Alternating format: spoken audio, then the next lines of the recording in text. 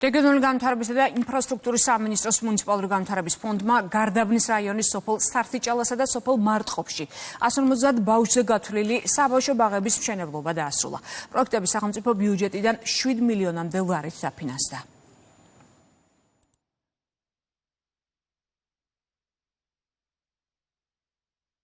დღეს ჩვენ ვიმყოფებით ქვემო ქართლის რეგიონში, სადაც დავასრულეთ ორი საბავშვო ბაღის მშენებლობაც, რომელიც გათვლილია 150 მოსწავლეზე, ესენია სოფელ მარტყოფის და სოფელ სართიჭალის საბავშვო ბაღები. პროექტის ფარგლებში მოეწყო საამღრდელო და ასევე გასართობი ზონები, ასევე რეკრეაციული სივრცეები, სადაც განთავსებულია ფანჩატურები, ასევე საბავშვო ატრაქციონები და მინდა ვთქვა, რომ ამ ორი სოფლის აღსაზრდელებს შეუძლიათ ისარგებლონ სრულიად ახალი საბავშვო ბაღების ინფრასტრუქტურით. ქვემო ქართლში ეს მხოლოდ ორი პროექტით არ შემოიფარგლება, ინფრასტრუქტურის სამინისტრო 15 მიმდინარე საბავშვო ბაღის მშენებლობის პროექტი არის, ამ წუთებში მიმდინარეობს მშენებლობა, ასევე 5 სარეაბილიტაციო, სულ ჯამში 20 ახალი საბავშვო ბაღი ექნება ქვემო ქართლს მიმდინარე წესს, რაც ძალიან მასშტაბურია.